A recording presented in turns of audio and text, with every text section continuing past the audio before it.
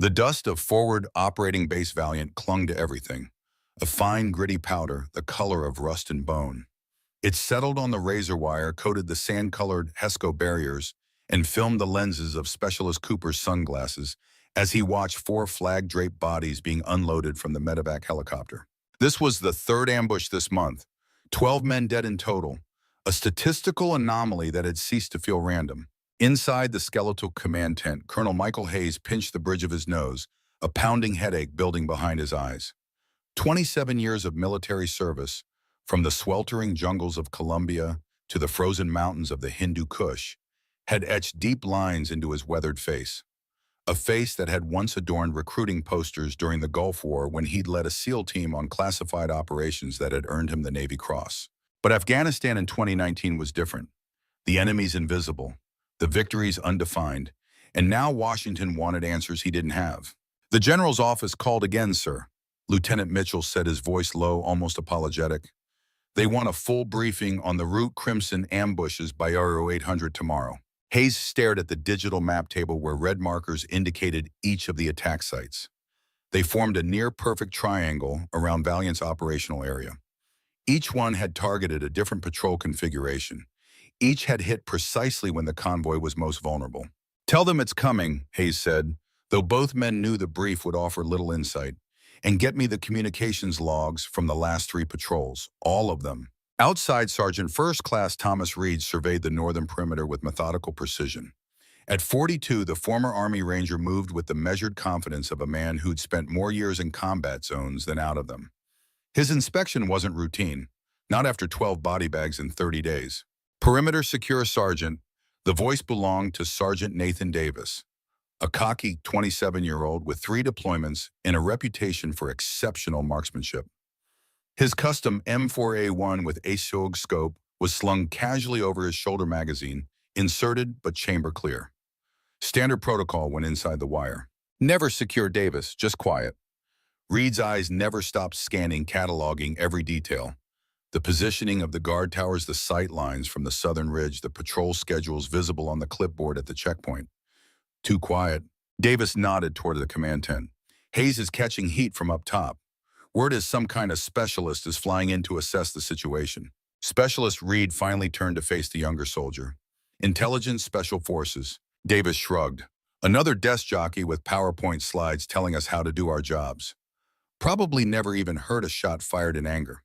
The distant whump whump of rotor blades cut through their conversation. Both men turned toward the sound. It wasn't the steady beat of a Blackhawk or the labored chop of a Chinook. This was the distinctive sound of an Osprey, the tilt-rotor aircraft rarely seen at forward operating bases unless carrying VIPs or special operations teams. "That's not on the schedule," Reed muttered, raising his binoculars to the western sky. The aircraft appeared over the jagged ridgeline, its dual rotors kicking up a storm of dust as it descended toward the landing zone. Reed noted the absence of unit markings, just the standard gray paint scheme and small American flag. Whoever was on board had gone to great lengths to travel anonymously. The Osprey touched down with practiced precision. Before the rotors had even begun to slow, Colonel Hayes emerged from the command tent, straightening his uniform and donning his patrol cap. His expression was a carefully controlled mask of professional courtesy. Reed moved closer to the landing zone, curiosity overriding routine.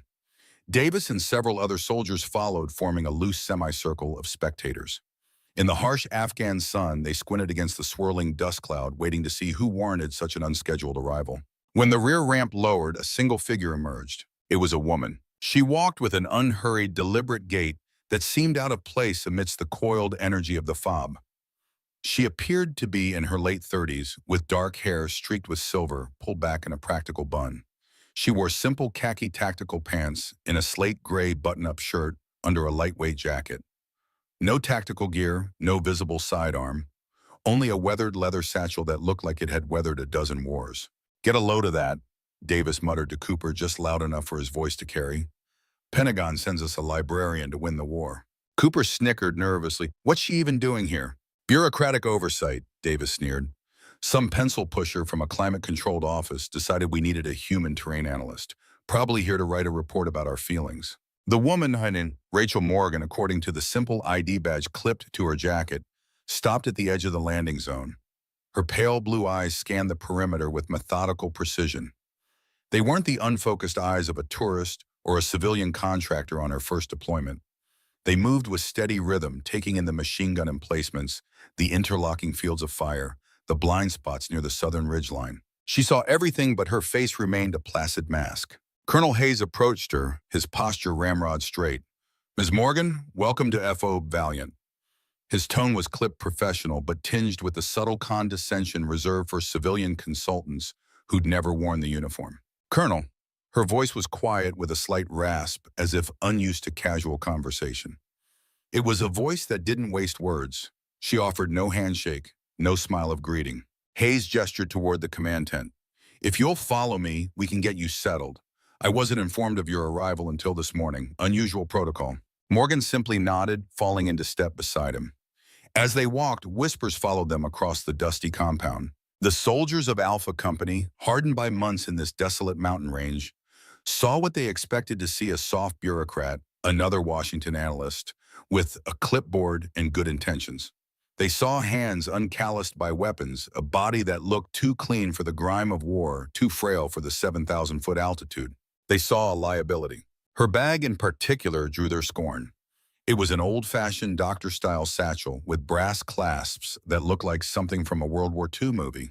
"Probably full of questionnaires," Davis muttered to Reed as they watched the pair enter the command center. Reed said nothing. He was still studying the woman's gait, the way she moved with deliberate economy, how her eyes had cataloged the base's defensive positions in seconds, how she positioned herself precisely 2 steps to the colonel's right, leaving her dominant hand free. It wasn't the behavior of a civilian analyst. It was the instinctive positioning of someone who'd spent a lifetime in harm's way. Inside the Tactical Operations Center, the air hummed with the electronic symphony of modern warfare. The chirp of encrypted radios, the low murmur of intelligence analysts, the hiss of air conditioning units fighting a losing battle against the Afghan heat. The smell of stale coffee and ozone permeated everything. Hayes led Morgan to a small conference area separated from the main operations floor by a partial wall. A large digital map dominated the space, displaying the FOB's area of operations in stark topographic detail. "Ms. Morgan," Hayes began, not bothering to offer her a seat, "I'll be direct. This is an active combat zone. We are prosecuting a counterinsurgency campaign against a well-entrenched local militia with ties to both Taliban and ISIS elements. Your brief from command says you're here to observe and advise on our tactical operations." He paused, measuring his words carefully. "While I respect the chain of command, I must question the timing and necessity of sending a civilian analyst into an increasingly volatile AO. My men are busy fighting and dying. They don't have time to play tour guide." Morgan said nothing for a moment. Her eyes were focused on the tactical map tracing patrol routes and suspected enemy positions. There was a flicker of something in her expression, not disapproval, but a deep analytical stillness, as if committing the entire battle space to memory. 3 ambushes in 27 days, she said finally. 12 casualties, all along Route Crimson, all during midday patrols, all hitting the lead vehicle first with either an IED or RPG, followed by concentrated small arms fire from elevated positions. Her finger traced a pattern on the map that Hayes hadn't seen before. "The enemy has your patrol schedules, Colonel." Hayes stiffened. This wasn't in any briefing material she should have received. "That information is classified, Ms. Morgan." "It's also obvious to anyone looking at this map," she replied, her tone matter-of-fact rather than challenging. "The pattern suggests you have a security breach, either in your communications or in your chain of command." The colonel's jaw tightened. "Are you accusing my men of—" "I'm stating facts, Colonel," Morgan interrupted. "Nothing more. I'll need to see complete patrol logs, communications protocols, and intelligence briefings for the past 30 days. And I'll need a liaison, someone who knows the operational tempo and has the respect of the men." Hayes fought the urge to dismiss her outright. Something in her demeanor, the quiet authority, the precise analysis, gave him pause. Instead, he reached for the radio on his belt. To Reed, report to command over." A moment later, Sergeant First Class Reed appeared at the entrance to the conference area. He stood at parade rest eyes forward, the perfect picture of military discipline. "Sergeant Reed," Hayes said, "this is Ms. Morgan from—" He paused, realizing he didn't actually know which agency or department she represented. "From Washington," Morgan supplied simply. "Right. She'll be conducting an assessment of our recent incidents." You're to provide whatever assistance she requires, within reason. The last three words carried a clear subtext, keep her out of trouble. Reed nodded. Yes, sir. Hayes turned back to Morgan. Sergeant Reed is our senior NCO. 15 years service, 4 combat deployments. If you need anything, he's your point of contact. With that, Hayes returned to the main operations floor, leaving Morgan and Reed alone with the digital map. For a long moment, neither spoke. Reed studied the civilian analyst with professional detachment. Up close, he noticed details the others had missed. The faint tan line of a watch on her left wrist, positioned where military personnel wore timepieces for tactical glances. The way she stood with her weight slightly forward on the balls of her feet, ready to move in any direction. The calluses visible on her hands weren't from typing reports. The VIP quarters aren't much, Reed finally said, but they have air conditioning. I can show you there first if you'd like to get settled. The quarters can wait, Morgan replied. I need to see your defensive perimeter, particularly the southern approach. And I want to review the patrol schedule for the next 48 hours. Reed blinked, surprised by the directness of the request. Civilians typically wanted comfort first, information second. Ma'am, those patrol schedules are classified. I know. She reached into her jacket and produced a folded document. My authorization. Read it, memorize it, then we can proceed. Reed accepted the paper and opened it. His eyes widened slightly as he scanned the contents. The document bore the presidential seal and contained a security clearance designation he'd never seen before. It authorized Rachel Morgan access to any and all information facilities and personnel under United States Military Command. It was signed by the Secretary of Defense himself. This is unusual, Reed said, carefully handing the document back. So are 12 deaths in 27 days, Morgan replied, tucking the paper away. Shall we begin with the perimeter inspection? Outside, the Afghan sun beat down mercilessly as Reed guided Morgan along the base's defensive line. They walked in silence, Morgan occasionally pausing to study sight lines or defensive emplacements. Her eyes constantly scanned the surrounding terrain, particularly the ridge lines and potential sniper positions. News of the visitor had spread quickly through the small base. Soldiers paused in their duties to watch the odd pair, the battle-hardened sergeant and the civilian woman who moved with curious precision through their domain.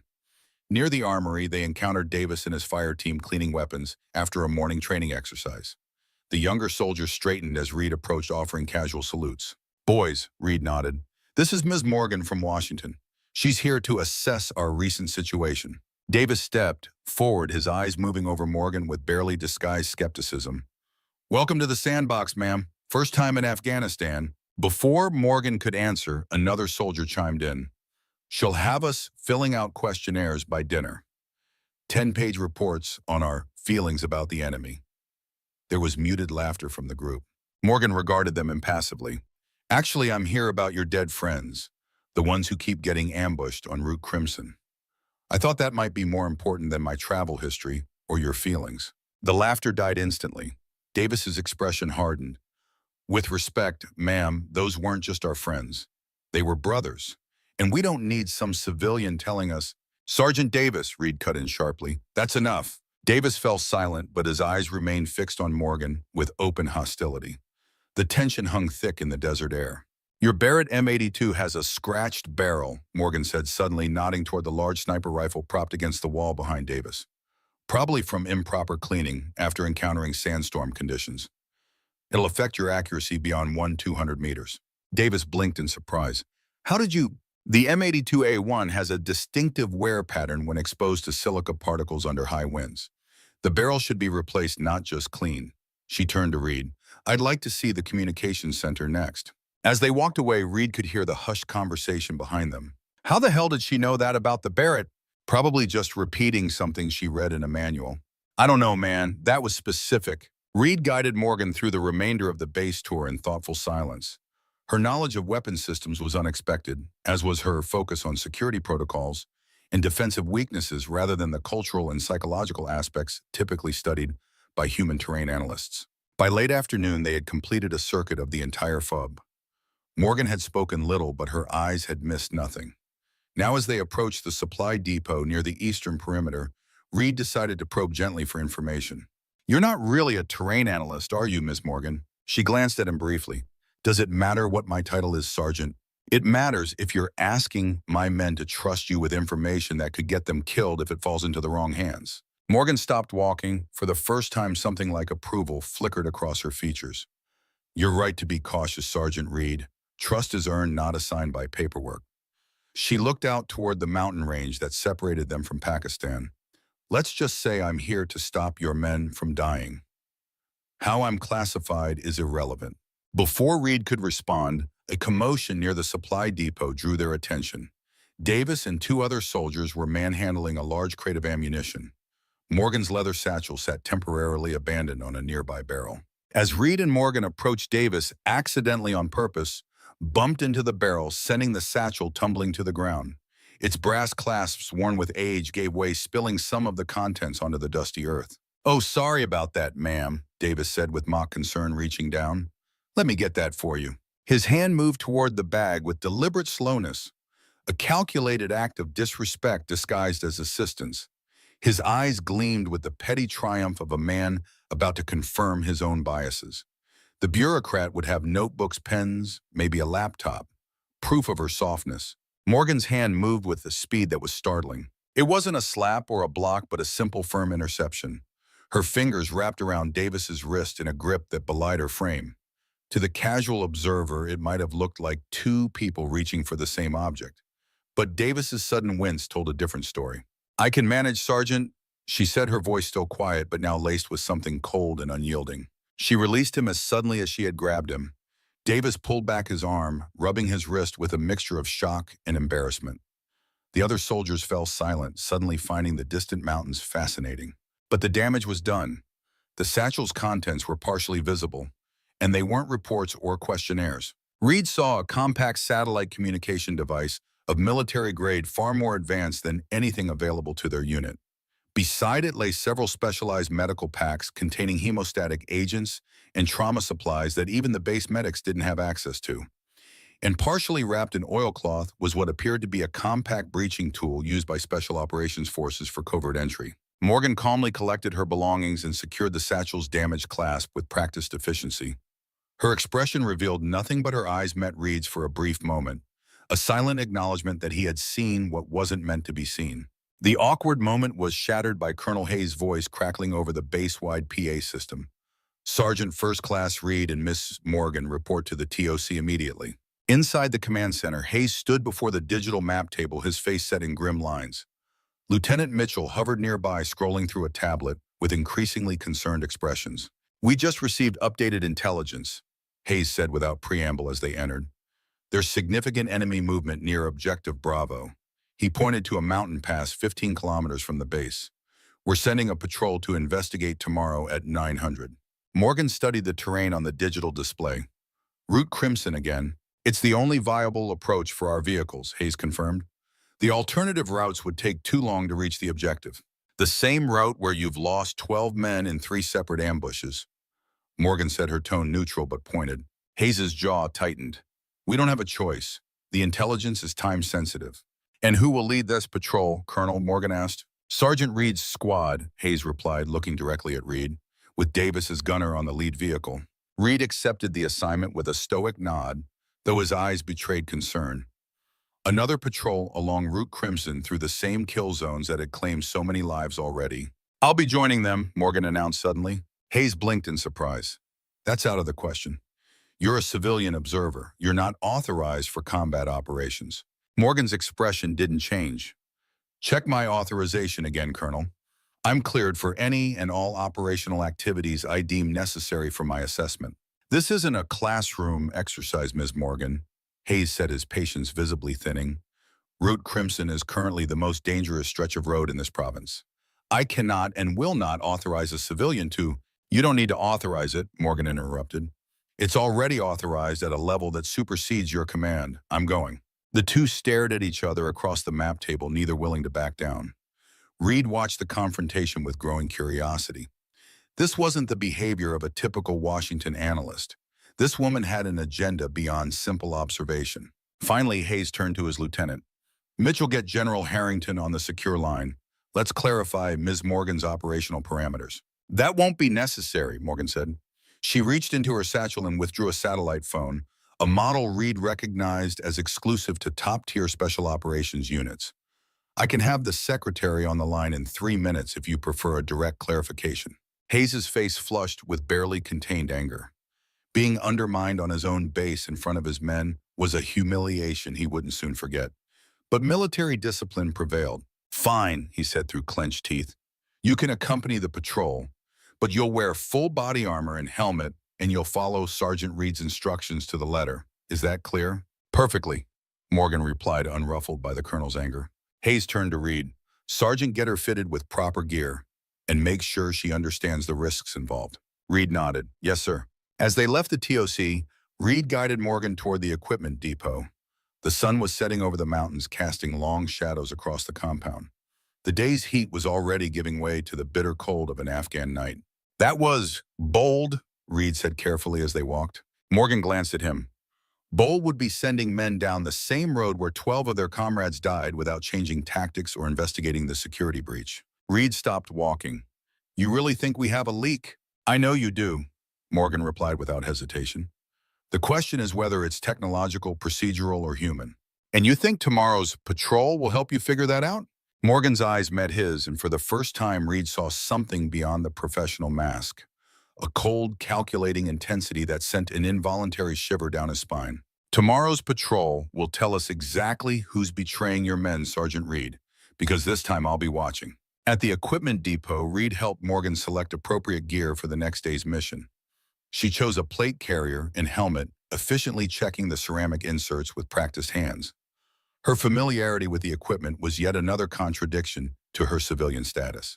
Medium SAPI plates, front and back side panels, she murmured, adjusting the carrier with practiced ease. Do you have level 4 ceramics or just the standard issue?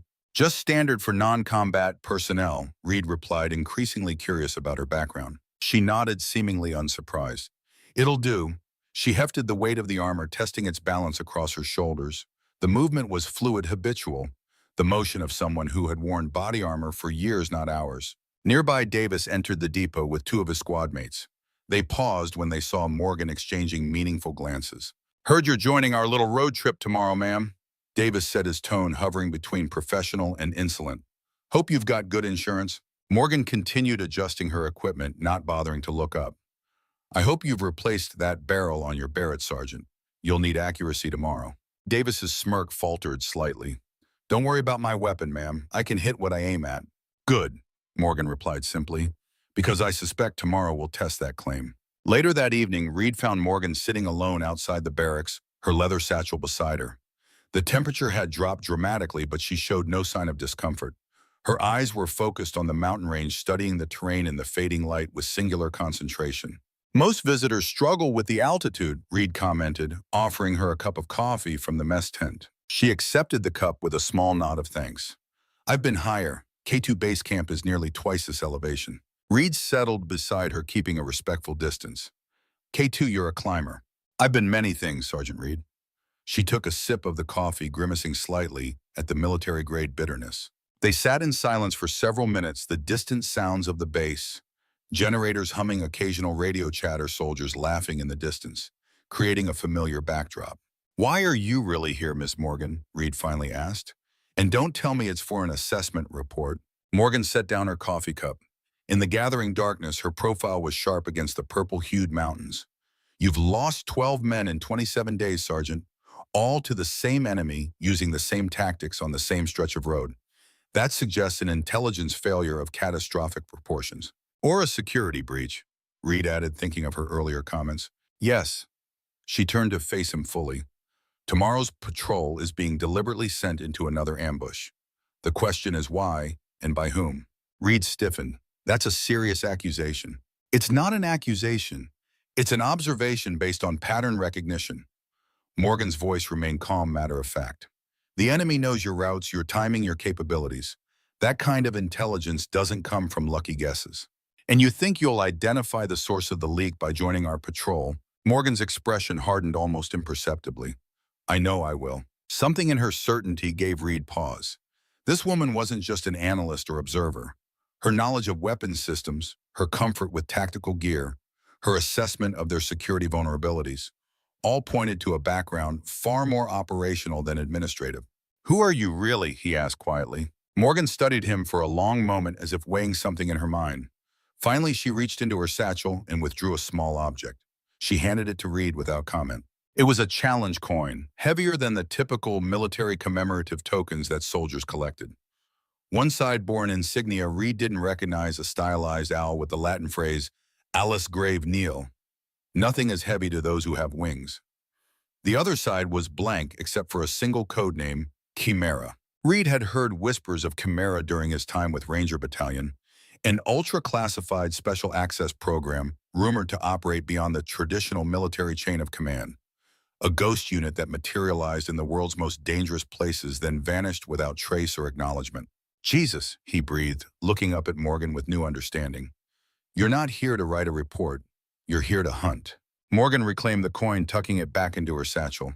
"I'm here to stop your men from dying, Sergeant Reed. How I do that depends on what we find tomorrow." She stood gathering her belongings with the same efficient movement Reed had observed throughout the day. 0700 pre-mission briefing. Correct, I'll be there. Get some rest, Sergeant. Tomorrow will be illuminating. As she walked away toward the VIP quarters, Reed remained seated, processing the implications of their conversation. The woman they had dismissed as a civilian analyst was something else entirely, something far more dangerous than any of them had imagined. In his 15 years of service, Reed had learned to recognize the quiet professionals, the operators who move through the shadows of modern warfare, unburdened by need for recognition or glory. Rachel Morgan carried herself with that same lethal competence, that same economical precision. Tomorrow they would patrol Route Crimson again, the road that had claimed 12 American lives in less than a month. But this time something would be different. This time they would be accompanied by a hunter. The night settled cold and clear over Faye Valiant. Stars emerged in brilliant clarity, undimmed by the light pollution of civilization. In the distance, the mountains stood as silent sentinels, ancient witnesses to centuries of human conflict. Inside her sparse quarters, Rachel Morgan methodically prepared for the coming day. Her leather satchel lay open on the narrow cot, its contents arranged with military precision. She examined each item with practiced care, checking batteries, testing equipment, verifying functionality. Among the technical devices and specialized tools lay a small velvet pouch.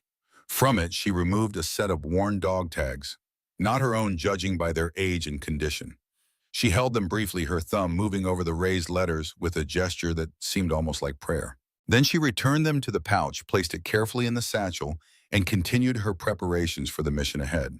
For the soldiers of Phobe Valiant, tomorrow was another patrol along a dangerous road. For Rachel Morgan, it was something else entirely. It was a hunt for traitors, and she had never failed to find her prey. Dawn broke over Phobe Valiant with the harsh clarity unique to high mountain regions. The air, thin and cold, carried the metallic tang of the coming day's heat. In the pre-mission briefing room, the mood was somber as Reed's squad gathered around the tactical display. 12 empty chairs had been placed against the back wall, a silent reminder of the cost already paid on Route Crimson. Colonel Hayes stood at the front, his face a mask of professional detachment, as he outlined the day's operation. Intelligence reports indicate significant enemy movement near Objective Bravo. Your mission is simple reconnaissance and surveillance. You observe, you report, you return. No heroics, no extended engagements. The men listened with the quiet intensity of soldiers who understood their odds. Route Crimson had become a byword for death among the troops at Valiant. The mountain pass, with its narrow defiles and perfect ambush points, had claimed too many brothers already. We'll be running a standard 3-vehicle patrol, Reed added, indicating the convoy formation on the digital map. Davis, you're on the lead MRAP with Cooper driving. I'll take the second with Parker on comms. Johnson has the rear vehicle. The door opened and Rachel Morgan entered the room. The borrowed tactical gear she wore might have looked ill-fitting on a true civilian, but on her frame it seemed natural, almost an extension of her body. The plate carrier was adjusted with precision, the holstered sidearm positioned for optimal draw. She moved with the unconscious economy of someone long accustomed to the weight and restriction of body armor. A ripple of murmurs passed through the assembled soldiers. Davis caught Cooper's eye, making a subtle mocking gesture. Ms. Morgan will be accompanying us as an observer, Reed continued, ignoring the reactions. She reports directly to higher command, but on this patrol she follows my orders like everyone else. Is that clear? Morgan nodded once her eyes already focused on the map display, studying the terrain with methodical precision. Hayes cleared his throat. One final note, we've adjusted the timing of your departure. You'll be moving out at 1100 hours instead of 0900. Reed frowned. Sir, that puts us in the past during the hottest part of the day. I'm aware, Sergeant, Hayes replied, his tone brooking no argument. The schedule adjustment comes from regional command. Apparently, there's drone coverage available during that window that wasn't previously allocated to us.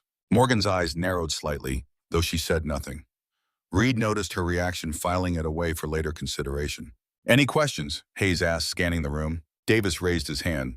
Sir, what exactly are we looking for at Objective Bravo? Intelligence suggests a possible weapons cache or command post, Hayes replied. Again, your job is observation only. Document what you find, then extract. Rules of engagement remain defensive only. As the briefing concluded and the men began filtering out to prepare their equipment, Morgan approached Reed. The schedule change, she said quietly. That wasn't in the original operation plan. Reed nodded. Orders change all the time, especially when regional command gets involved. And drone coverage suddenly becoming available doesn't strike you as convenient. Her blue eyes held his with uncomfortable intensity. After 3 successful ambushes, someone suddenly gives you aerial surveillance. Reed glanced around to ensure they weren't overheard. What are you suggesting? I'm not suggesting anything, Sergeant. I'm observing patterns. She adjusted the strap of her helmet. Tell me, was there a schedule change before any of the previous ambushes? The question hit Reed like a physical blow. He thought back to the after-action reports, the debriefings.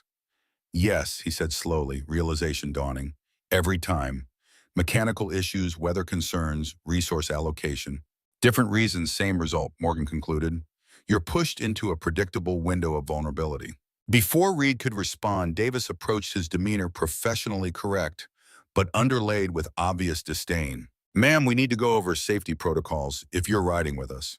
His emphasis on ma'am carried a subtle mockery. Route Crimson isn't exactly a sightseeing tour. Morgan turned to him with an unreadable expression. I'm familiar with combat zones, Sergeant Davis. With all due respect, ma'am, PowerPoint simulations and actual combat are different animals. His smile didn't reach his eyes. When the shooting starts, even trained soldiers freeze up. Civilians tend to become liabilities. I appreciate your concern, Morgan replied evenly. Let's hope your prediction isn't tested today. Davis's smile tightened. Just stay down and out of the way if things get hot, that's all I'm saying. After he walked away, Reed studied Morgan's reaction. There was no offense taken, no wounded pride. She had absorbed Davis's condescension like water over stone. He's a good soldier, Reed offered, just protective of his team. He's compensating for insecurity, Morgan replied matter-of-factly. Common in young specialists with limited actual combat experience. His service record shows 3 deployments, but primarily in support roles until this rotation. Reed blinked in surprise. You've seen his service record? Morgan didn't answer directly. Instead, she asked, the young private on your communications team, Parker, is this his first deployment? Yes, Reed confirmed, increasingly curious about her knowledge. Transferred in last month as a replacement for Specialist Williams, Morgan finished. Killed in the second ambush. Reed narrowed his eyes. You've done your homework. Knowledge saves lives, Sergeant. She checked her watch, a rugged tactical model, rather than the civilian timepieces most analysts wore. We should inspect the vehicles. I'd like to examine the communications equipment in particular. The motor pool buzzed with pre-mission activity. Mechanics performed last-minute checks on the mine-resistant ambush, protected vehicles that would carry them through hostile territory. Soldiers loaded equipment and supplies, the routine motions, masking the underlying tension of men preparing to traverse a road that had already claimed too many of their brothers. Morgan moved among the vehicles with purpose, her inspection methodical and knowledgeable. She checked sight lines from each gunner's position, examined the armor plating at known vulnerability points, and spent considerable time reviewing the communications systems in Reed's command vehicle. Your crypto is up to date, she asked Parker, the young communications specialist who would maintain their link to the fob. Yes, ma'am. Full spectrum encryption with daily key changes. He demonstrated the system with the pride of a technician who knew his equipment well. And the backup systems? Parker hesitated. We don't typically deploy the backup comms unless primary fails. Morgan's expression remained neutral. Deploy them today. Full configuration, separate frequency allocation. Ma'am, that's not standard protocol for... It's not a request private. Her tone remained conversational, but something in her manner caused Parker to straighten involuntarily. "Yes, ma'am. I'll set it up right away." As the young soldier hurried to comply, Davis approached carrying his Barrett M82A1 sniper rifle. The massive weapon was the pride of the squad, capable of engaging targets beyond the range of standard infantry weapons. The scratched barrel Morgan had noted the previous day had been replaced. "Satisfied with our preparations, ma'am?" Davis asked, his tone hovering on the edge of insolence. Morgan glanced at the rifle. "You replaced the barrel." Davis blinked, momentarily thrown by her observation. "Yes, requisitioned a new one last night." "Good. We'll need precision today." She nodded toward a distant ridgeline visible beyond the base perimeter. "That formation at your 2 o'clock, range it for me." Davis turned, raising an eyebrow at the unusual request. He brought the rifle to his shoulder, peering through the high-powered scope. "About 850 meters to the flat section," he said after a moment. "Why, note the discoloration in the rock face just below the crest," Morgan replied. "Natural formation, but easily mistaken for a cave entrance at that distance. Optimal position for an observer with a spotting scope." Davis returned to the scope, adjusting his focus. "I don't see anyone up there." "You wouldn't, not without thermal imaging." Morgan turned back to the vehicles. "Just something to keep in mind if we take fire during our return approach." Davis lowered his rifle, a flicker of uncertainty crossing his face for the first time. Reed, who had been listening nearby, recognized the moment for what it was, the first crack in Davis's armor of dismissive superiority. At precisely 10:55 hours, the three-vehicle convoy passed through Valiant's main gate and began the descent into the valley that would lead them to Route Crimson. The mountains rose around them like ancient sentinels, their slopes dotted with scrub vegetation and loose scree that could conceal a dozen fighters within each fold of terrain. Reed sat in the command vehicle monitoring communications while Morgan occupied the seat beside him. Despite the jolting progress over the rough terrain, she maintained a composed vigilance, her eyes constantly scanning the landscape, committing details to memory. "The schedule change bothers you," Reed observed, keeping his voice low. "Everything about this mission bothers me," Morgan replied. "You're being set up, Sergeant." "By who?" Morgan didn't answer immediately. Instead, she keyed the handset on her tactical vest. "All vehicles maintain increased distance, minimum 50-meter separation." Davis's voice crackled back from the lead MRAP. "Standard protocol is 30 meters in this terrain, ma'am." 50 meters, Sergeant Davis. Acknowledge." There was a brief pause. "Acknowledged, adjusting spacing to 50 meters." Reed shot Morgan a questioning look. She gestured toward the narrowing passage ahead, where Route Crimson began its winding path between steep rock walls. IEDs powerful enough to disable an MRIAP have blast effects that can damage vehicles within 40 meters. Insurgents typically space their ambush elements to account for standard military convoy patterns. Her matter-of-fact explanation carried the weight of experience, not theory. Reed found himself increasingly certain that Rachel Morgan was not simply an analyst or observer. Her knowledge was too precise, too practical, too combat-oriented to have been learned from briefings or training manuals. "Davis doesn't like taking orders from you," Reed noted. "Davis doesn't have to like it. He just has to follow them." Morgan checked something on her wrist display. "We're entering the kill zone. First ambush was approximately 2 kilometers ahead." The convoy proceeded with heightened vigilance.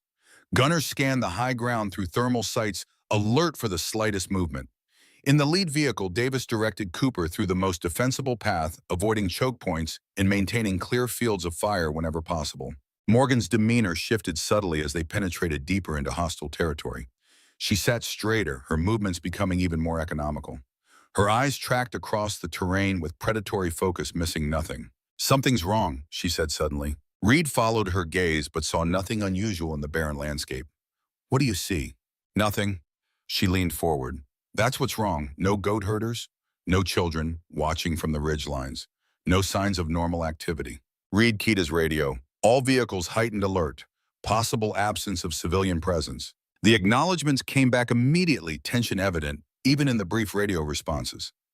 Every soldier knew that when locals disappeared, trouble usually followed. They were approaching the bend in the road when Morgan suddenly pointed to a dry creek bed that ran parallel to their route. "There, the wadi. The soil disruption pattern is wrong." Reed squinted, seeing nothing but typical desert terrain. "What's soil disruption?" "The gradient is too uniform." Morgan unstrapped herself from her seat. "Stop the convoy, now." "All vehicles halt," Reed ordered into his radio, trusting Morgan's instinct. despite his own inability to see what had alarmed her. The convoy ground to a stop, engines idling in the oppressive midday heat. Morgan was already moving, grabbing a set of binoculars from the equipment rack. "Keep everyone in the vehicles, I need to check something." Before Reed could object, she had opened the door and slipped out, moving in a combat crouch toward the edge of the road. Her movement was fluid, practiced the motion of someone who had operated in hostile environments for years. Davis's voice crackled over the radio. "What the hell is she doing? We're exposed here." "Hold position," Reed ordered, watching as Morgan knelt at the roadside, examining the ground with methodical precision. She moved laterally along the edge, staying low, her attention focused on the dry creek bed some 30 meters from their position.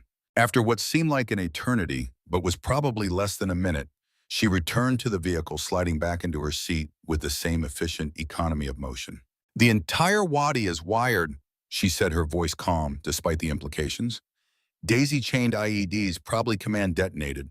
They've been recently placed within the last 12 hours, judging by the soil compaction." Reed stared at her. "How can you possibly know that?" "I've seen it before." Morgan pointed to a barely visible discoloration in the dirt. "That's disturbed soil from where they dug in the charges. The pattern is too regular to be natural erosion." She indicated a point further ahead. "And there on the ridgeline at our 10 o'clock. A fighting position, recently occupied judging by the lack of dust on the forward edge." Reed raised his binoculars, focusing on the spot she had indicated. After a moment of careful observation, he could just make out the subtle signs of a prepared position. A slight alteration to the natural rock formation that would be invisible to anyone not specifically looking for it. "Jesus," he breathed, "we almost drove right into it." "That was the plan," Morgan confirmed grimly. "Stop here, become targets." She keyed her radio, switching to the convoy's shared frequency. "All vehicles reverse course. Slow controlled movement. Maintain maximum dispersion." Davis's voice came back, edged with skepticism. "Based on what, ma'am? I don't see any." "The wadi to our right is lined with IEDs, and there are at least 3 prepared fighting positions on the northern ridge." Morgan cut in her voice, carrying absolute authority. "We are being drawn into a kill zone. Reverse course now, Sergeant. That's an order." Something in her tone, the unmistakable command presence that can't be faked or learned, silenced further protest. The convoy began a careful reverse maneuver, maintaining the increased spacing Morgan had earlier insisted upon. They had backed up perhaps 200 meters when Parker suddenly called out from the communication station. "Sergeant Reed, I'm picking up a transmission on our frequency." Reed moved to the console. "What kind of transmission?" "Encrypted, but not with our daily key." Parker's young face was tight with concentration. "It's using a protocol I don't recognize." Morgan was beside them instantly. "Let me hear it." Parker hesitated, glancing at Reed for permission. At Reed's nod, he activated the speaker. A series of digital chirps and tones filled the vehicle's interior, meaningless to most ears. But Morgan's expression hardened as she listened. "That's a remote detonator signal," she said. "They're trying to trigger the IEDs." As if to confirm her analysis, a massive explosion tore through the area they had just vacated. The ground shook with the force of multiple detonations as the daisy-chained explosives detonated in sequence, sending columns of dirt, rock, and smoke into the clear mountain air. Had they still been in position, all 3 vehicles would have been directly in the blast zone. "Holy shit!" Parker whispered, his face pale as he stared at the destruction through the armored viewport. Reed keyed his radio. "All vehicles status report." Davis's voice came back, first tight but controlled. "Lead vehicle intact. No damage." "Rear vehicle secure," Johnson reported immediately after. "No casualties." Morgan was already moving again. Her focus shifted to the ridgelines surrounding their position. "They'll have a contingency plan. The IEDs were just phase 1. Even as she spoke, the distinctive crack of a heavy-caliber rifle echoed across the valley. A round impacted the armor plating of the lead vehicle, the sound of metal on metal reverberating through the convoy. "Contact right!" Davis shouted over the radio. "Sniper on the ridge, distance unknown." "Multiple hostiles, northern ridge," Johnson called from the rear vehicle, taking fire from at least 3 positions. The convoy had escaped the initial trap, only to find itself caught in a more conventional ambush. Rounds impacted around them as hidden fighters opened fire from concealed positions along the ridgelines. Reed grabbed the radio. "All gunners return fire suppressive, only conserve ammunition." The heavy thump of the vehicle-mounted machine guns joined the cacophony as the convoy's gunners engaged the enemy positions. In the confined space of the valley, the sound was deafening, a physical pressure against the eardrums. Morgan remained unnaturally calm amidst the chaos. She studied the pattern of incoming fire with analytical detachment, her mind calculating angles and positions even as rounds impacted meters from their position. "They're using terrain masking to avoid counterfire," she observed. "Standard insurgent tactic, but unusually well executed. These aren't typical fighters." Another heavy caliber round struck the command vehicle, penetrating the outer armor, but stopped by the secondary layer. The impact sent a shower of metal fragments across the interior, one slicing a bloody furrow along Parker's cheek. The young soldier cried out in pain and surprise, his hand flying to the wound. Blood seeped between his fingers, bright against his suddenly pale skin. "I'm hit! I'm hit!" Panic edged his voice, the typical reaction of a young soldier experiencing his first taste of combat injury. Morgan moved to him, immediately pulling his hand away to examine the wound. "Superficial. You'll live." Her tone was not unkind, but brooking no argument. "Pressure dressing from the med kit now." Her calm authority steadied the young man. He fumbled for the medical supplies while Morgan returned her attention to the tactical situation. "We need to move," she told Reed. "This position is compromised." Reed nodded his agreement, but before he could issue the order, a new sound joined the battlefield symphony, the distinctive whoosh of a rocket-propelled grenade being launched. "RPG, take cover!" Davis shouted over the radio. The projectile streaked toward the lead vehicle, its trajectory slightly off, but still dangerously close. It detonated against a boulder several meters away, the explosion sending shrapnel and rock fragments in all directions. The armored vehicle shuddered under the impact but remained operational. "Davis status," Reed called urgently. "Cooper's hit." Davis's voice was tight with controlled fear. "Shrapnel through the viewport. He's bleeding bad." Morgan was already moving, unstrapping from her seat and gathering medical supplies from her satchel. "I need to get to the lead vehicle," she said, her decision clearly already made. Reed stared at her in disbelief. "You can't go out there. We're taking fire from multiple positions. That driver will bleed out in minutes without proper treatment." Morgan replied, checking the combat tourniquet and advanced hemostatic agents she had pulled from her bag. "Your medic is in the rear vehicle. There's no time." Before Reed could formulate a response, Morgan had moved to the door, her body coiled with readiness. "Suppressive fire on my mark," she said, her voice calm but commanding. 30 seconds of continuous coverage on the north ridge. "Understood." Reed found himself nodding despite his reservations. "Understood. On your mark." Morgan took a deep breath, visualizing the route she would take. "Mark." Reed relayed the order, and all three vehicles opened fire simultaneously, their heavy machine guns hammering the northern ridge line with a withering barrage of suppressive fire. Under this covering fire, Morgan exploded from the vehicle's door, moving not in a high-profile sprint, but in a combat rush, low to the ground, zigzagging in an unpredictable pattern that presented the most difficult target for enemy marksmen. Reed watched in amazement as she covered the 50 meters to the lead vehicle with a speed and tactical awareness that few special operations soldiers could match. She reached the MRAP just as the suppressive fire began to wane, disappearing through its rear door with fluid efficiency. Inside the lead vehicle, Davis looked up in shock as Morgan appeared in the troop compartment. Cooper was slumped in the driver's spot, blood pumping from a gruesome wound where shrapnel had penetrated the armored glass and torn through his upper chest near the collarbone. "Move," Morgan ordered, pushing past Davis to reach the injured driver. Without waiting for permission, she pulled a wicked-looking tactical blade from her vest and sliced through Cooper's body armor and uniform, exposing the wound.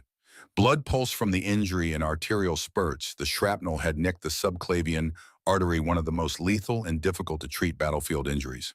"He's bleeding out," Davis said, his earlier arrogance replaced by naked fear for his teammate. "We don't have the equipment to—" "Quiet," Morgan commanded, her hands already moving with practiced precision. From her satchel, she withdrew medical supplies that weren't standard issue: a specialized arterial clamp, advanced hemostatic compounds, and a compact pressure infuser system. Davis watched in stunned silence as Morgan worked with the speed and confidence of an experienced combat surgeon. Her hands never hesitated, never trembled, even as rounds continued to impact the vehicle around them. She clamped the damaged artery, packed the wound with clotting agents, and established a pressure dressing that immediately slowed the hemorrhaging. "Hold this exactly as I have it," she instructed Davis, guiding his hands to maintain pressure on the dressing. "Do not let up, no matter what." Davis nodded, his eyes wide with a new respect born of desperate circumstances. "Yes, ma'am." Morgan moved to the communications panel, keying the frequency with blood-stained fingers. "Reed, we need immediate extraction. Cooper has a grade 3 arterial laceration temporarily stabilized but requiring surgical intervention within the hour." Reed's voice came back tense with concern. "Understood, but we're still taking heavy fire from the northern positions. We can't move without risking further casualties." Morgan's mind worked with cold calculation, assessing angles, distances, vulnerabilities. Her eyes tracked to Davis's sniper rifle secured in his rack beside the gunner's position. "We need to eliminate their fire superiority," she said, more to herself than to Davis. She turned to him. "Can you operate the vehicle while maintaining pressure on that wound?" Davis looked uncertain. "Maybe, but I can't drive and return fire." "You won't need to return fire." Morgan reached for the Barrett rifle, checking its load and optics with practiced hands. "I'll handle that part." Davis's eyes widened. "Ma'am, that's a specialized weapon system. It takes months of training to—" "I'm familiar with it." Morgan cut him off, her tone leaving no room for argument. She keyed her radio again. "Reed, I'm going to create a diversion. When I give the signal, move all vehicles to Rally Point Charlie." "Understood." There was a pause before Reed responded. "Understood, but what kind of diversion?" "You'll know it when you see it," Morgan replied. She turned back to Davis. "Keep him alive. That's your only mission now." Before Davis could respond, Morgan had moved to the rear door, the massive rifle held with comfortable familiarity in her hands. She paused for a moment, surveying the battlefield through the armored viewport, calculating angles and distances with sniper's precision. Then she was gone, slipping out of the vehicle with the same fluid grace with which she had entered it. Reed watched through binoculars as Morgan moved with incredible speed and stealth, using the limited cover offered by the rocky terrain to make her way toward a small outcropping some 30 meters from the convoy. Enemy fire continued to pepper the vehicles, but none seemed to track her movement, a testament to both her skill and the insurgents' focus on the more obvious targets. "What the hell is she doing?" Parker whispered, his own binoculars trained on Morgan's rapidly moving figure. Reed shook his head, equally baffled, but increasingly certain that whatever Rachel Morgan was, civilian analyst, wasn't it. Morgan reached the outcropping and settled into position, bracing the heavy rifle against her shoulder with practiced ease. Through the Barrett's high-powered scope, she systematically identified the enemy fighting positions, calculating range elevation and wind conditions with the unconscious competence of a veteran marksman. The first shot, when it came, was like a thunderclap in the confined valley. The heavy .50 caliber round found its target with unerring accuracy, striking the main enemy machine gun position and immediately silencing it. Before the echo of the first shot had faded, Morgan had already acquired her second target. Another crack of the rifle, another enemy position neutralized. Her third shot struck what appeared to be an empty section of ridgeline, but the resulting commotion suggested she had found a hidden observer or spotter position. 3 shots. 3 critical enemy assets eliminated. The pattern and precision of fire wasn't just good shooting. It was a masterclass in combat prioritization, identifying and neutralizing the most significant threats in order of their danger to the convoy. The remaining enemy fighters, suddenly deprived of their heavy weapon support and coordination, fell into disarray. Their fire became sporadic, undisciplined. Morgan keyed her radio. "Move now. All vehicles to Rally Point Charlie." Reed didn't hesitate. "All vehicles move out, standard convoy formation to Rally Point Charlie, go, go, go." The convoy lurched into motion, engines roaring as they accelerated away from the ambush site. Morgan provided covering fire, the heavy rifle cracking twice more, as she engaged targets of opportunity, further disrupting the enemy's ability to mount an effective pursuit. As the vehicles gained distance, Morgan abandoned her position, sprinting parallel to their route with the rifle slung across her back. She caught up with the rear vehicle, hauling herself aboard with the assistance of a wide-eyed gunner who couldn't believe what he had just witnessed. At Rally Point Charlie, a defensive position several kilometers from the ambush site, the convoy regrouped.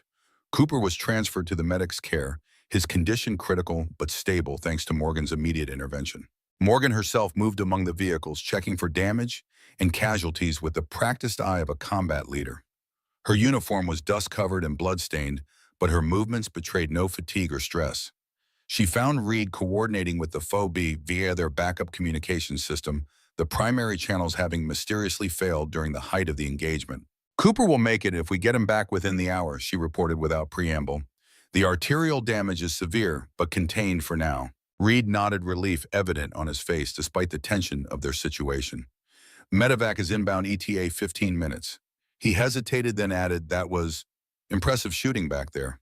Morgan accepted the observation without comment or pride. The enemy was well prepared and well informed. They knew exactly where we would stop and had prepared multiple contingencies. She fixed Reed with a pointed look.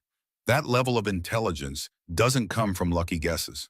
You think they knew our route and timing? Reed said. It wasn't a question. I know they did, Morgan confirmed. The question is how and who provided it to them.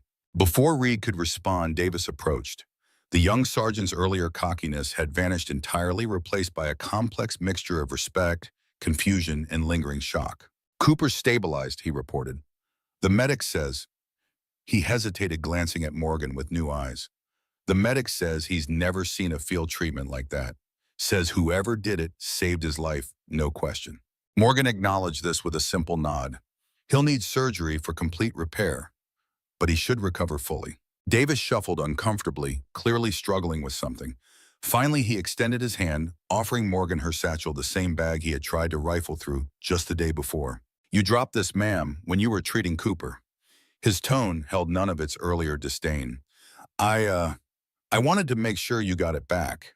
Morgan accepted the bag, checking its contents with a quick glance. Thank you, Sergeant. Davis hesitated again, then squared his shoulders. Permission to speak freely, ma'am. Granted. I was wrong about you, way wrong. The admission clearly cost him, but he pushed through it. I've never seen anyone move like that under fire, or shoot like that, or treat a wound like Cooper's. He shook his head in lingering disbelief. Who are you really, ma'am? Morgan studied him for a moment, her expression unreadable. Someone who wants the same thing you do, Sergeant Davis, to keep American soldiers alive. Davis seemed about to press further when the distinctive sound of an approaching helicopter cut through the air. The medevac had arrived. As the medical team loaded Cooper aboard, Morgan stepped aside, watching the proceedings with clinical detachment. She had saved the young soldier's life through a combination of battlefield medicine and tactical acumen that few special forces operators could match. Yet she accepted no acknowledgement, sought no recognition. Reed joined her, his own perspective irrevocably altered by what he had witnessed. We need to talk about what happened out there, he said quietly. Morgan nodded. Yes, but not here. Her eyes scanned the horizon, ever vigilant. Back at the fob when we're secure. The journey back to Valiant was conducted in tense silence, each soldier processing the events of the day in his own way. The failed ambush, the miraculous intervention, the growing certainty that someone had deliberately set them up to fail. And through it all, the question that burned in every mind: who was Rachel Morgan really? What kind of analyst could eliminate 3 hardened fighters with 3 perfect shots from a weapon system that took months to master? What kind of civilian could treat a catastrophic arterial injury under fire with the calm precision of a combat surgeon? As the convoy approached the gates of Fort Valiant, Morgan turned to Reed, her eyes cold with purpose. The enemy knew our route, our timing, our vulnerabilities, she said. That information came from inside your chain of command. Reed's jaw tightened at the implication. That's a serious accusation. It's not an accusation, Sergeant Reed. It's a fact. Morgan checked the contents of her satchel one final time, ensuring everything was in order. And before this day is done, we're going to prove it. The sun hung low over the mountains as they passed through Valiant's main gate, casting long shadows across the dusty compound. For the soldiers turning from Route Crimson, the familiar surroundings of the phobie had taken on a new unsettling dimension. If Morgan was right, and the day's events suggested she was, then the enemy wasn't just beyond the wire. The enemy was here among them, wearing the same uniform, speaking with the same authority.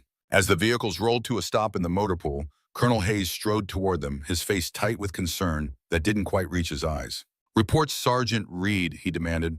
What happened out there? Reed hesitated, suddenly aware that he no longer knew who to trust. His gaze shifted to Morgan, who stood beside the lead vehicle, her expression unreadable as she watched the colonel approach. In that moment, something fundamental had changed. The balance of power, of trust, of certainty, all had shifted en route Crimson. And as the shadows lengthened across Fort Valiant, Reed knew that the real battle was just beginning. The mood at Fort Valiant had shifted like weather in the mountains, sudden, dramatic, and charged with potential energy. Word of the failed ambush spread through the base with the speed of combat radio traffic. Soldiers gathered in small clusters, their voices low as they exchanged fragmented accounts of what had transpired en route Crimson. 3 perfect shots, a field treatment that saved Cooper's life. The civilian who moved like a ghost and fought like a demon. Colonel Hayes stood rigid in the command center, his face a careful mask, as Reed delivered his report.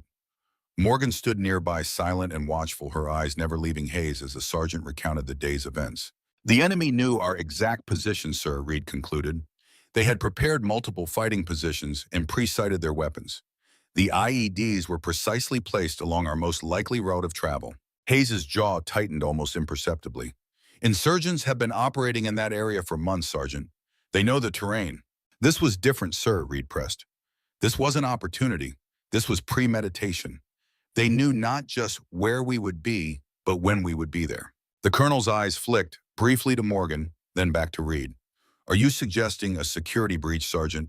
I'm reporting what I observed, sir. Reed's voice remained respectful but firm. And what I observed was an enemy with specific knowledge of our operational plans. Hayes straightened, adjusting his uniform with a practiced gesture. I'll forward your concerns to Regional Command. In the meantime, I want a full after-action report on my desk by 0800 tomorrow. He turned to leave, then paused. Ms. Morgan, a word in private. Morgan nodded once, following Hayes to his office at the far end of the command center. The small room was spartanly furnished, a desk, 3 chairs, and a wall of maps and operational orders. Hayes closed the door behind them. I understand you exceeded your observational mandate today, Hayes said without preamble, his tone carefully neutral. Morgan met his gaze. I acted as the situation required. You commandeered a weapon system you weren't authorized to use. You exposed yourself to direct enemy fire. You performed unauthorized medical procedures on my men. Hayes ticked off each point like items on a disciplinary report. These actions fall well outside the parameters of your assignment. My assignment, Morgan replied evenly, is to determine why American soldiers keep dying en route Crimson. Today's events provided valuable insights toward that objective. Hayes leaned forward, resting his knuckles on the desk. You were sent here to observe and advise Miss Morgan, not to take tactical command of my men. And yet when I did, they survived. Morgan's voice remained calm, conversational. Unlike the previous 3 patrols, the implied accusation hung in the air between them. Hayes's expression hardened. You're overstepping your authority, he said. I've requested your immediate recall to Regional Command. A helicopter will arrive tomorrow morning to extract you. Morgan didn't appear surprised by this development. I still have work to complete here, Colonel. Your work at FOB Valiant is finished. Hayes's tone was final. You'll remain confined to the VIP quarters until your extraction. I'll have Sergeant Reed escort you there now. Outside in the main command center, Reed waited, his posture military perfect, but his mind racing. Through the office's thin walls, fragments of the conversation had reached him enough to confirm his growing suspicions that Morgan's presence threatened someone at Valiant. The question was who and why. The office door opened and Hayes emerged with Morgan following close behind. Sergeant Reed, escort Ms. Morgan to her quarters. She is to remain there until her transport arrives tomorrow. No exceptions. Reed nodded sharply. Yes, sir. As they walked across the darkening compound, neither spoke immediately. The sun had dipped below the western mountains, painting the sky in deep oranges and purples. Soldiers moved about their evening routines, some heading to the mess hall, others to the gym or recreation areas. A strange normalcy after the chaos of the day's events. He's confining you to quarters, Reed finally said, keeping his voice low. As expected, Morgan replied, seemingly unconcerned. You saved Cooper's life today. You saved all of us. And he's treating you like a security risk. Morgan gave him a sidelong glance. Perhaps I am one Sergeant Reed, just not in the way he thinks. They paused outside of the VIP quarters, a converted shipping container set apart from the main barracks. Reed glanced around, ensuring they weren't overheard. Those shots you made today, he said quietly. That medical treatment, the tactical assessment, no civilian analyst has those skills. Morgan regarded him thoughtfully. What are you asking, Sergeant? Who are you really? Reed's eyes met hers directly. And what's actually happening at this base? For a long moment, Morgan said nothing. Then she opened the door to her quarters, gesturing for Reed to follow. Once inside, she secured the door and conducted a quick sweep of the small space, checking for listening devices with practiced efficiency. What I'm about to tell you requires clearance levels you don't possess, she said finally. But circumstances necessitate certain protocols being bypassed. From her satchel, she removed a small electronic device and activated it. A soft hum filled the room, a counter-surveillance measure designed to defeat electronic eavesdropping. For the past 6 months, Morgan began, 3 separate forward operating bases in this region have experienced statistically impossible casualties, always during routine patrols, always with evidence of advanced enemy knowledge of routes, timing, and force composition. She withdrew a small tablet from her bag displaying a map of eastern Afghanistan with several locations marked in red. 19 separate incidents, 47 American casualties, all exhibiting the same tactical signature. Reed studied the data with growing discomfort. You're talking about a coordinated intelligence breach. I'm talking about treason, Sergeant. Morgan's voice was quiet but carried absolute conviction. Someone with access to operational planning is providing information to enemy forces, deliberately sending American soldiers into prepared ambushes. The weight of her accusations settled on Reed like physical pressure. Why for money? Money, ideology, revenge. The motive hardly matters when the result is dead Americans. Morgan deactivated the tablet. What matters is stopping it. And that's why you're here, to find the leak. Morgan hesitated, seeming to measure her next words carefully. I was sent to determine the nature and extent of the security breach, to identify those responsible and gather sufficient evidence for prosecution. Sent by whom? Instead of answering directly, Morgan reached into her satchel once more. What she removed nearly stopped Reed's heart. It was a small metal case weathered by years of service. When she opened it, the interior light gleamed off the golden insignia within 4 stars arranged in a perfect row, the unmistakable mark of a full general in the United States Army. My name is General Rachel Morgan, she said simply. Former commander of Joint Special Operations Command, currently serving as special advisor to the Secretary of Defense. Reed stared at the stars, his mind struggling to process the revelation. You're a 4-star general? I was semi-retired until these incidents began escalating. Morgan closed the case, returning it to her satchel. The secretary requested I personally investigate, given my background in counterintelligence and special operations. And the cover story, the civilian analyst role, was designed to allow me to observe without alerting the traitor. Morgan's expression darkened, a precaution that proved necessary today. Reed's training finally reasserted itself. He straightened instinctively, coming to attention in the presence of a superior officer. Ma'am, I don't understand why you didn't simply arrive in your official capacity. Any soldier on this base would have what Sergeant immediately altered their behavior. Hidden evidence accelerated their timetable. Morgan shook her head. The only way to catch this traitor was to appear as a non-threat, to observe how operations were conducted when those in command thought no one important was watching. She moved to the small window, looking out at the base as night settled fully over the mountains. And today confirmed my suspicions. The ambush was too perfect, too precisely timed. Someone told the enemy exactly when and where we would be vulnerable. Colonel Hayes, Reed said, the realization crystallizing in his mind. The schedule change, the insistence on Route Crimson despite the previous casualties, his eagerness to get rid of you now. Morgan neither confirmed nor denied his conclusion. I need evidence, Sergeant, not suspicions. Reed's mind raced through the implications. If Hayes was indeed feeding information to the enemy, the entire base could be compromised.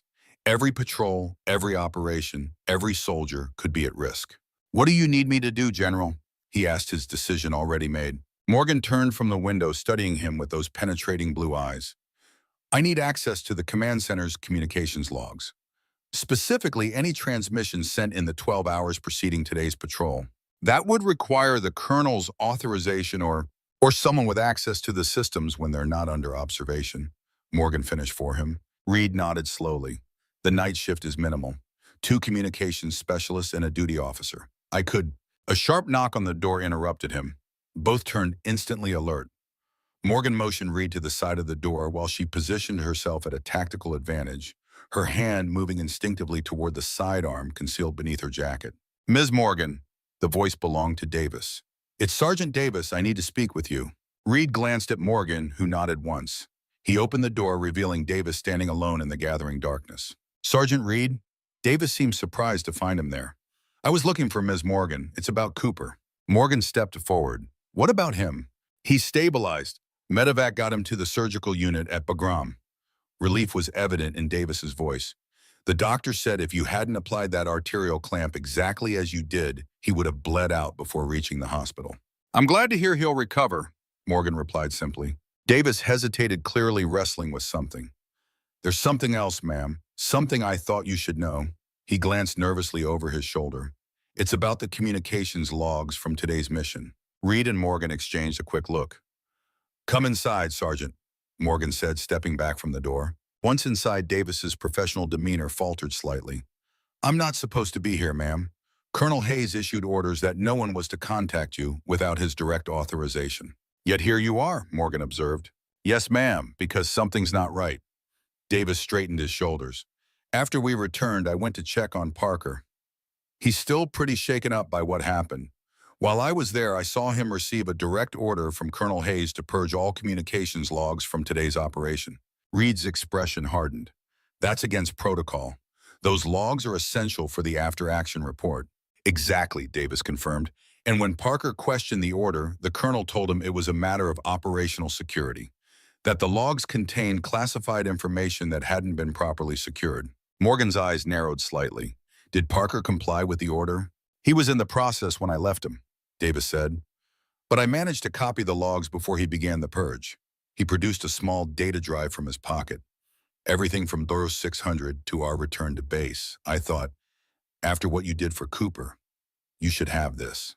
Morgan accepted the drive without comment, though her eyes conveyed a silent acknowledgement of Davis's risk in bringing it to her. Why would Hayes want those logs erased? Reed asked, though he suspected he already knew the answer. Davis met his gaze steadily, because about 30 minutes before the ambush, there was an unauthorized transmission from the command center. On a frequency our systems are supposed to monitor but not utilize. I noticed it when I was checking our communications equipment before the mission. Did you report this at the time? Morgan asked. To Lieutenant Mitchell, yes. He said he'd look into it. Davis's expression darkened. The same Lieutenant Mitchell who was alone in the communications center with Colonel Hayes right before our mission briefing was changed. The pieces were falling into place with grim inevitability. Morgan inserted the data drive into her tablet, quickly scanning through the logs with practiced efficiency. There, she said after a moment indicating a specific entry. Burst transmission at 10:32 hours. Encrypted non-standard protocol. She looked up at Davis. This matches what Parker detected during the patrol. What does it mean? Davis asked. It means someone sent our exact patrol route and timing to the enemy. Reed said, the reality of the betrayal settling cold and hard in his chest. Morgan continued analyzing the data. The transmission originated from the command center's main communications console. Only 3 people had access during that time window: Colonel Hayes, Lieutenant Mitchell, and the duty communications officer. Specialist Wilson, Davis supplied. But he was in the mess hall with me at 10:30. I remember because we were discussing the Barrett's new barrel. Morgan nodded, her focus never leaving the data scrolling across her screen. That narrows our suspects to Hayes and Mitchell. Could they be working together? Reed asked. Possible, but unlikely based on typical counterintelligence profiles, Morgan replied. Traitors of this nature typically operate alone to minimize exposure. She continued working, her fingers moving with practiced speed across the tablet's interface. The encryption is sophisticated, but follows certain patterns consistent with specific adversarial intelligence services. Reed and Davis exchanged glances, both impressed and unsettled by the casual display of expertise that went far beyond what any civilian analyst should possess. There, Morgan said finally, I've isolated the frequency and transmission pattern. We can use this to monitor for any additional communications. She looked up at the 2 sergeants. But we need to move quickly. If Hayes realizes the logs were copied before being purged, he may accelerate his timetable. What timetable? Davis asked. The next betrayal, Morgan answered grimly. Based on previous patterns at the other compromised bases, the traitor typically arranges one final catastrophic operation before disappearing. A major patrol or high-value mission with maximum American casualties. The implications hung heavy in the small room. Reed's mind immediately went to the operational schedule he'd reviewed earlier that day. The supply convoy to Firebase Sierra, he said, the realization hitting him like a physical blow. Departing tomorrow at 0700, 3 vehicles, minimal escort because the route was classified. How many personnel? Morgan asked sharply. 12, including the drivers and security detail. Morgan was already moving, gathering equipment from her satchel. We need to secure the communications center immediately. It's the only way to prevent the next transmission and gather definitive evidence. That would require confronting Hayes directly, Reed pointed out. He's a full colonel. We're sergeants. Even with the evidence we have, it's our word against his. Morgan fixed him with a steady gaze. It's not your words, Sergeant Reed. It's mine. Her voice carried the quiet authority of absolute command, and I outrank him by a considerable margin. Davis looked between them, confusion evident on his face. I don't understand. Reed turned to him. Sergeant Davis, you're in the presence of General Rachel Morgan, former commander of Joint Special Operations Command. Davis's jaw quite literally dropped. General, his eyes darted to Morgan, disbelief warring with the evidence of her capabilities he had witnessed firsthand that day. Morgan didn't waste time on explanations. We need to move now while Hayes believes I'm confined and isolated. Sergeant Davis, I need you to quietly alert the MPs. Tell them to secure the motor pool and prevent any unauthorized departures from the base. Yes, ma'am. Davis's response was automatic, the ingrained reaction of a soldier to a superior officer. Sergeant Reed, you and I will secure the communications center, Morgan continued. Once we have control of those systems, we can monitor for any outgoing transmissions and prevent the convoy information from being compromised. Both men nodded, their earlier uncertainty replaced by the clarity of direct orders from a commanding officer. This was familiar territory, the comfort of the chain of command, even in extraordinary circumstances. One final thing, Morgan added, her expression grave. This remains classified at the highest level until I determine otherwise. No one else can know my true identity or the nature of this operation until we have secured the traitor. Is that clear? Crystal clear, ma'am, both sergeants responded in unison. As they prepared to move out, Morgan checked her sidearm, a compact tactical pistol that she handled with the unconscious familiarity of someone who had carried similar weapons for decades. The transformation was subtle but complete. The last vestiges of her civilian analyst cover had fallen away, revealing the combat commander beneath. Move out, she ordered quietly. Standard tactical spacing, communications on secure channel 3. The night had fully claimed Phoebe Valiant. The lights of the base created pools of harsh illumination amid the encompassing darkness, the mountains beyond reduced to looming shadows against the star-filled sky. Most personnel were in the mess hall or barracks, the operational tempo reduced to essential functions only. Morgan moved through the shadows with the silent efficiency of a predator, Reed following closely behind. Both understood the gravity of what they were about to do, effectively relieving a commanding officer on suspicion of treason, an act that would have seismic repercussions regardless of the outcome. As they approached the command center, Reed keyed his tactical radio. Davis status. MPs alerted and in position at the motor pool, came the immediate response. No sign of activity at the colonel's quarters. Acknowledged. Maintain overwatch and report any movement. The command center was minimally staffed for night operations, a single duty officer, 2 communications specialists, and a perimeter security team. Morgan assessed the situation with a swift tactical glance. Standard entry, she murmured. I'll take point. You secure the duty officer. Reed nodded automatically, deferring to her experience and rank. They moved in tandem, pushing through the main door with practiced efficiency. The duty officer, a young lieutenant fresh from West Point, looked up in surprise as they entered. Sergeant Reed, Ms. Morgan, you're not authorized to... Lieutenant? Morgan cut him off, her voice carrying the unmistakable tone of command. This is a counterintelligence operation under direct authority of the Secretary of Defense. You will stand down and secure that door, now. The lieutenant hesitated, his training warring with the unexpected situation. Reed moved quickly to his side, speaking in low, urgent tones. Sir, we have evidence of a security breach at the highest levels. I need you to trust me on this. The young officer wavered, then nodded sharply. What do you need me to do? Secure that door. No one enters without General Morgan's direct authorization. The word general caused the lieutenant's eyes to widen, but training prevailed. He moved to the door, assuming a guard position. Morgan was already at the communications console, her fingers flying over the keyboard with practiced efficiency. The 2 specialists on duty watched in stunned silence as she bypassed security protocols that should have been inaccessible to anyone without the highest clearance. Sergeant Reed, she called, not looking up from her work, secure these terminals. I need to isolate any outgoing transmissions. As Reed complied, the radio at his hip crackled to life. Davis's voice came through tight with urgency. Jackpot moving. I repeat, Jackpot is moving toward the command center. ETA 2 minutes. Morgan looked up sharply. Hayes is coming, sooner than expected. She turned to the communications specialist. I need this station locked down now. Authorization code Echo Sierra 79 Tango Foxtrot. The senior specialist's eyes widened at the code, a top-level override that few outside the Pentagon should have known. Yes, ma'am. System locked. Morgan turned to Reed. We're about to have company, Sergeant. Are you prepared for the consequences? Reed met her gaze steadily. Fully prepared, General. The door burst open and Colonel Hayes stormed in, Lieutenant Mitchell close behind.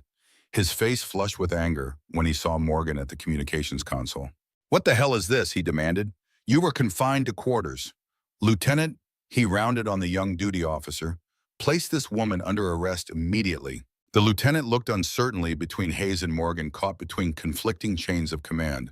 Stand fast, Lieutenant, Morgan said calmly. Colonel Hayes, I'm relieving you of command, pending investigation into charges of espionage and treason against the United States. Hayes stared at her in stunned disbelief. Then his expression hardened into contempt. You have no authority here. You're a civilian analyst, nothing more. Actually, Michael, Morgan said, using his first name with deliberate emphasis, I am considerably more than that. She reached into her satchel and withdrew the small metal case. When she opened it, the 4 stars caught the harsh fluorescent light gleaming with unmistakable authority. General Rachel Morgan, United States Army, operating under direct authority of the Secretary of Defense. Her voice was calm but carried throughout the suddenly silent command center. You are hereby relieved of command. Hayes's face underwent a remarkable transformation. Shock followed by calculation, followed by a cold, dangerous rage. This is absurd, some sort of psychological operation. Those stars could be fake. The stars are authentic, Colonel, as is the evidence of your treason. Morgan nodded to Reed, who activated the main display screen. The communications logs Davis had salvaged appeared with the unauthorized transmission highlighted. This burst transmission, sent from this command center 30 minutes before today's ambush, contained our exact patrol route and timing. It was sent using an encryption protocol known to be utilized by enemy forces. Hayes's eyes darted to the screen, then to Lieutenant Mitchell, who had gone deathly pale. This is fabricated evidence, a desperate attempt to— We've already decrypted portions of the transmission, Colonel, Morgan interrupted. It contains specific operational details that only someone with your access could have provided. Mitchell suddenly broke for the door, shoving the young lieutenant aside with desperate strength. Reed reacted instantly, tackling the man before he could exit the building. They crashed to the floor in a tangle of limbs, Reed's superior training quickly giving him the upper hand. Mitchell, you idiot! Hayes hissed, his carefully constructed facade crumbling in real time. Morgan watched him with cold assessment. Interesting. I was only 70% certain you were the primary traitor, Colonel. I thought Lieutenant Mitchell might be acting alone. She tilted her head slightly. But that reaction just confirmed you were working together. Hayes's hand moved suddenly toward his sidearm, but Morgan was faster, impossibly, inhumanly faster. Before his fingers could close around the grip of his pistol, she had crossed the distance between them and disarmed him with a move so fluid and practiced, it appeared almost casual. That would be unwise, Colonel, she said softly, now holding his own weapon trained on him with rock-steady precision. The door opened again and Davis entered with 4 armed military police officers. MPs as requested, General, he reported, emphasizing her rank with pointed clarity. Secure the prisoners, Morgan ordered. Separate confinement, no communication between them. Full suicide watch protocols. As the MPs handcuffed Hayes and Mitchell, the colonel finally found his voice again. You have no idea what you're interfering with, he snarled. This goes higher than you can imagine. I doubt that very much, Michael, Morgan replied, unimpressed. Treason rarely does. As Hayes was led away, his formerly commanding presence reduced to that of a common criminal. The remaining personnel in the command center stood in stunned silence. The young lieutenant was the first to recover, standing at rigid attention before Morgan. Ma'am, request permission to secure the command center and await further orders. Morgan nodded. Permission granted, Lieutenant. Contact regional command using the secure line. Authorization code Sierra Alpha 47. Inform them that Valiant has experienced a command structure compromise and requires immediate leadership reinforcement. Yes, ma'am. The lieutenant saluted sharply, then moved to carry out her orders. Morgan turned to Reed and Davis, who both stood at attention. At ease, gentlemen. Her voice had softened slightly, acknowledging the extraordinary circumstances they had just navigated together. General Reed began, still processing the events of the past hour. May I ask what happens now? Morgan surveyed the command center, the nerve center of Phobe Valiant, temporarily leaderless but secure. Now, Sergeant Reed, we prevent any further loss of American lives. The supply convoy to Firebase Sierra will proceed under heightened security. We'll conduct a full counterintelligence sweep of the base to ensure there are no additional compromises. She looked between the two sergeants, assessing them with the practiced eye of a commander who had spent decades evaluating the character and capability of those under her command. "You both performed exceptionally under extraordinary circumstances," she said finally. "Few soldiers are ever tested as you were today. Fewer still respond with such clear-headed courage." Both men stood a little straighter under her approval, the innate response of soldiers to recognition from a respected superior. "Thank you, General," Davis said, genuine emotion breaking through his professional demeanor. "For Cooper's life, for all of us." Morgan accepted this with a small nod. "That's the job, Sergeant. Always has been." Dawn broke over Phobe Valiant with the promise of change.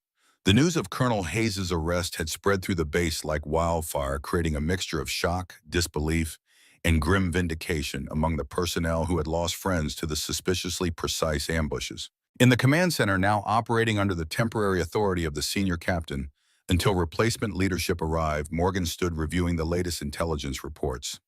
She had dispensed with the civilian analyst pretense entirely, now wearing standard-issue ACUs with her rank clearly displayed.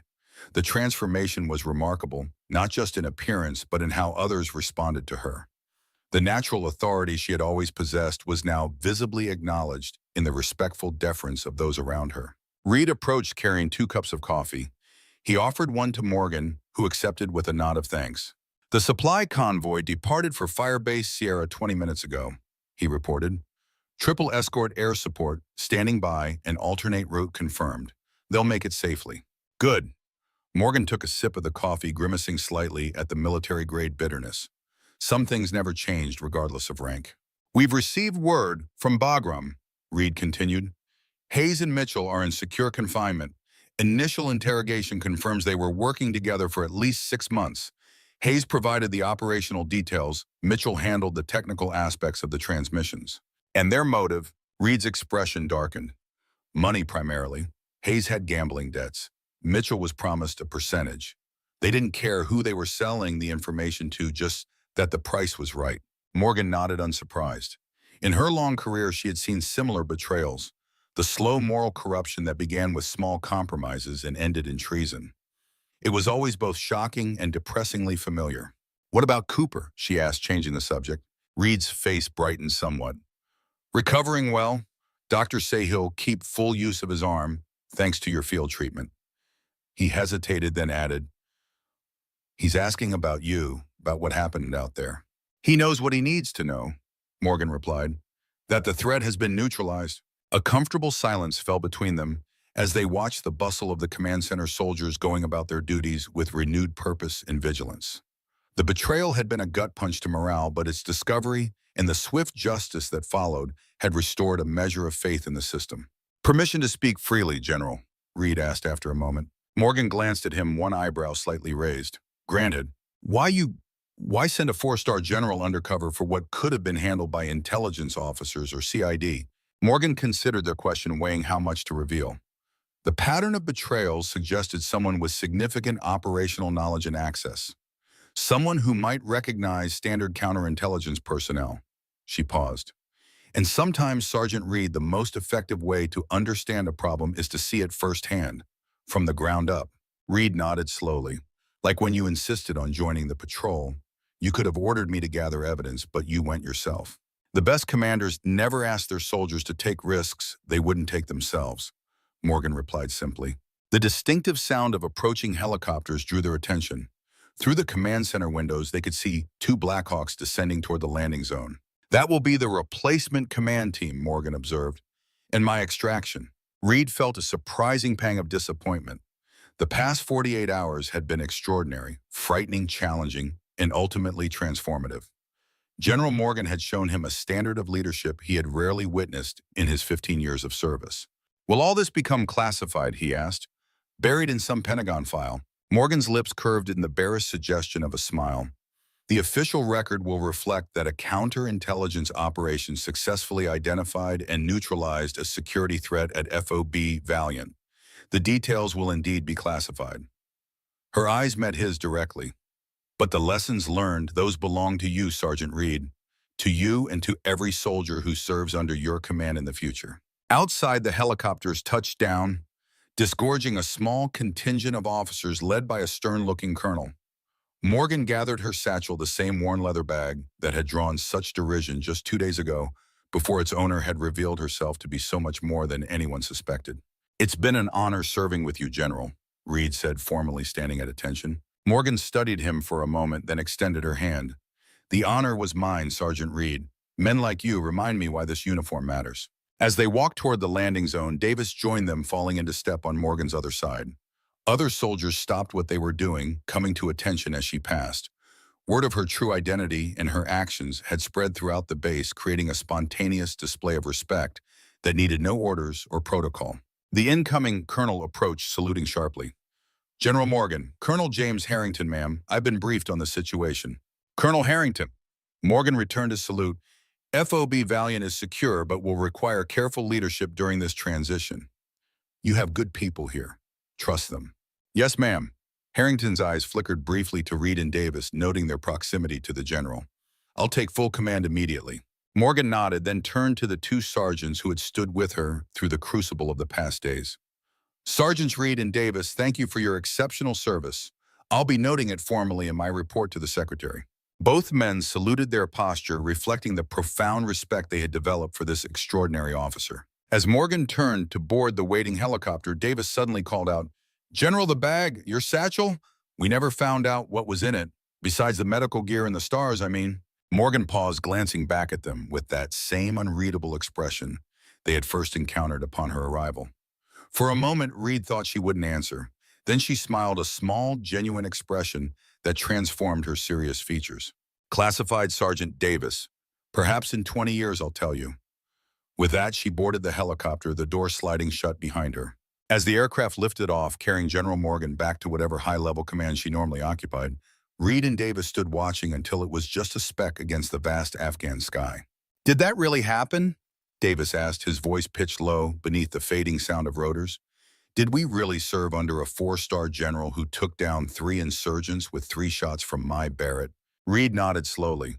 "It happened. All of it." Around them, FOB Valiant was already adjusting to its new reality. Colonel Harrington was issuing orders. Personnel were responding, the eternal machinery of military operations grinding forward despite the seismic events of the past 48 hours. But something fundamental had changed for the men of Alpha Company. They had witnessed leadership in its purest form, not through speeches or medals or official commendations, but through actions.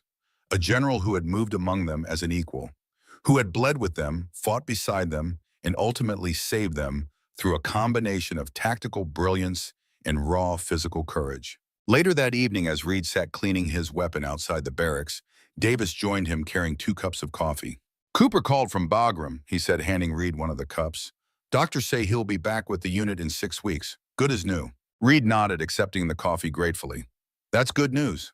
He asked about her. Davis settled beside him on the bench. "About General Morgan. Wanted to know if what the nurses were saying was true, that she's some kind of legend in special operations, that she has a dozen classified medals for missions no one's allowed to talk about." "What did you tell him?" Davis shrugged. "Told him I didn't know about any of that, just that she was the real deal. A warrior who happened to be a general, not a general who occasionally visited the fight." Reed nodded, understanding the distinction. In their world, the world of combat soldiers who lived or died based on skill training and the leadership of those placed above them, there was no higher praise. They sat in companionable silence for a while, watching as the last light faded from the western mountains. Somewhere beyond those peaks lay Firebase Sierra, where 12 Americans were alive tonight because a traitor had been stopped, because a general had stepped out of the shadows and into the fight. "You think we'll ever see her again?" Davis asked finally. Reed considered the question. "Probably not. People like that, they appear when needed, do what must be done, then return to the shadows." "Must be lonely," Davis mused, "carrying that much responsibility, making those kinds of decisions." "That's the burden of command," Reed replied simply. In the distance, the first stars appeared in the deepening twilight.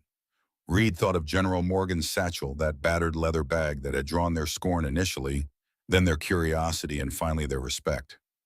He thought of the 4 stars it had contained and the woman who had carried them without fanfare or ego. She had come to FO Valiant as a stranger and departed as a legend, her true identity revealed only when necessary to save American lives.